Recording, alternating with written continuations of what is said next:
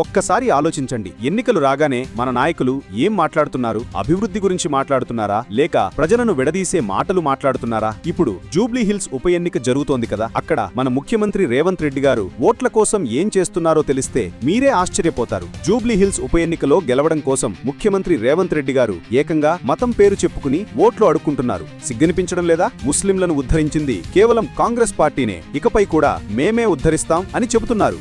कांग्रेस है तो मुसलमान है, कांग्रेस है तो आपकी इज्जत है, जब कांग्रेस नहीं है अब कुछ नहीं है. నిజంగా మీ మీద మీకు అంత నమ్మకం ఉంటే, మీ పని మీద అంత ధీమా ఉంటే మతం పేరు ఎందుకు? మీరే చూడండి, పాత బస్తీ మొత్తం పేదవాళ్లతో, వెనకబడిన వర్గాలతో, ముస్లింలతో నిండిపోయింది. వాళ్ల బతుకులేమైనా మారాయా? అయినా మీకు సిగ్గురాదు. ఎన్నికలొచ్చినప్పుడు ఓట్ల కోసం ప్రతి రాజకీయ నాయకుడు ప్రజల దగ్గరికి వచ్చి ఓట్లు అడుక్కోవడం సహజమే. కానీ మీరు అలా కాదు. మంచి హామీలిచ్చి ఓట్లు అడగండి. పేదలకు పక్కా ఇళ్లు కట్టిస్తామని చెప్పి ఓట్లు అడగండి. ప్రభుత్వ పాఠశాలలను బాగు చేస్తామని హామీ ఇవ్వండి. ప్రభుత్వ ఆసుపత్రుల్లో సరైన వైద్యం, మందులు అందిస్తామని చెప్పండి. యువతకు ఉద్యోగాలిచ్చి నిరుద్యోగాన్ని రూపుమాపుతామని చెప్పండి. వ్యాపారుల దగ్గరికి వెళ్లి మేం లంచాలు తీసుకోం, మీ వ్యాపార అభివృద్ధికి సహకరిస్తాం అని చెప్పి ఓట్లు అడగండి. ఇలాంటి మంచి పనులు చేస్తామని చెప్పి ఓట్లు అడగాలి. కానీ మతం పేరు చెప్పి ప్రజల మధ్య చిచ్చు పెట్టడం ఎంతవరకు కరెక్ట్? మీరేమనుకుంటున్నారో కామెంట్స్ లో చెప్పండి. అభివృద్ధి గురించి మాట్లాడకుండా కులం పేరు, మతం పేరు చెప్పి ఓట్లు అడగటం కాంగ్రెస్ పార్టీకి అలవాటైన పాత చెత్త రాజకీయం.